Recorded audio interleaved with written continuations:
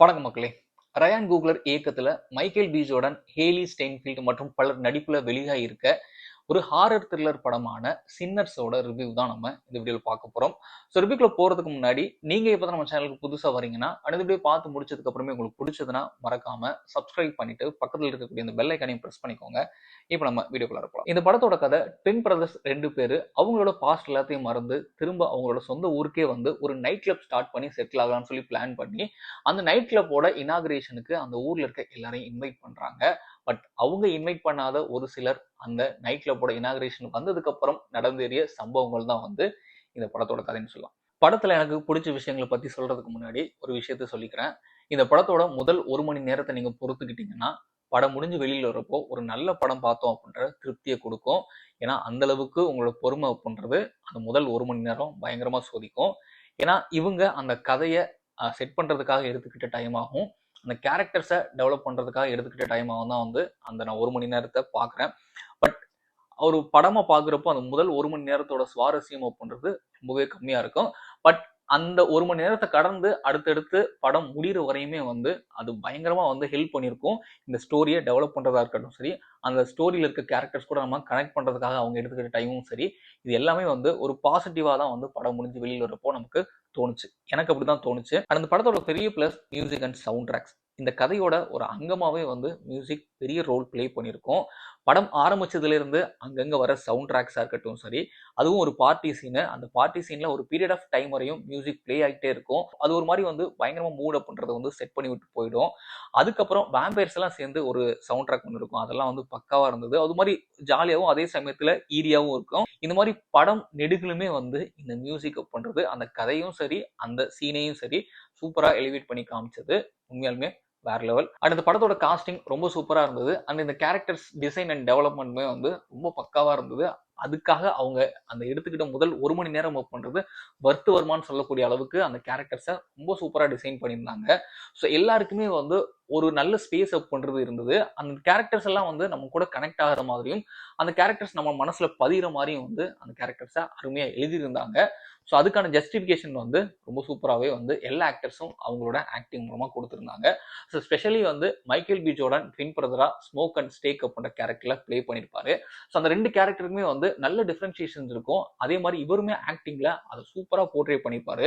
And இந்த படத்தோட இன்னொரு முக்கியமான கேரக்டர் பார்த்தீங்கன்னா சாமி மூர்.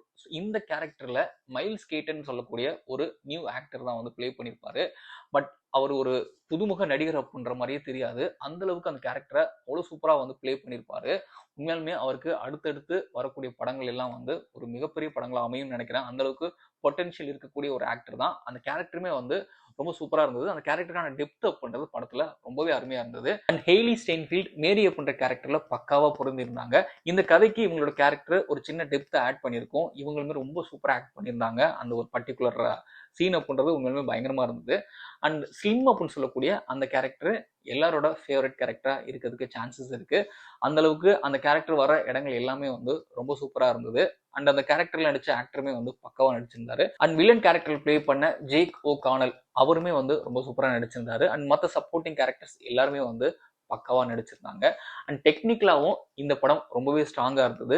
அதுவும் பர்டிகுலர் சினிமாடோகிராஃபி பண்றது இந்த படத்துக்கு அருமையா இருந்தது. ஒரு சூப்பரா ஒரு டார்க் டோன்ல அருமையா இந்த படத்தோட ஒரு மூட் அப் பண்றது வந்து ஆரம்பத்தில இருந்தே செமையா செட் பண்ணி கொண்டு போவாங்க. படம் நடிகளும் வந்து சினிமாடோகிராஃபி அவ்வளோ அருமையா இருந்தது.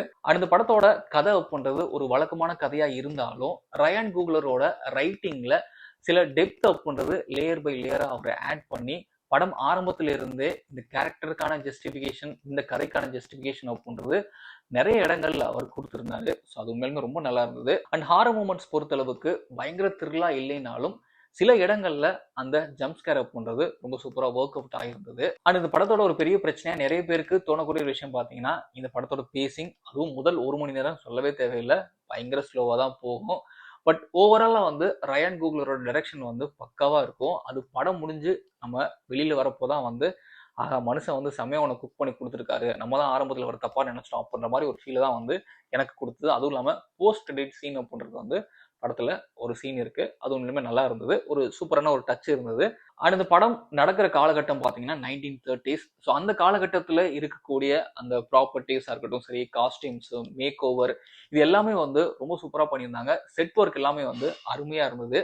ஸோ ஓவரால் இந்த படம் பற்றி சொல்லணும்னா, ரயான் கூக்லரோட முந்தைய படங்கள் உங்களுக்கு பிடிக்கும்னா சேம் அதே மாதிரியான நரேஷன் இருக்கக்கூடிய ஒரு படம் தான் வந்து இந்த சின்னர்ஸ் படமும்.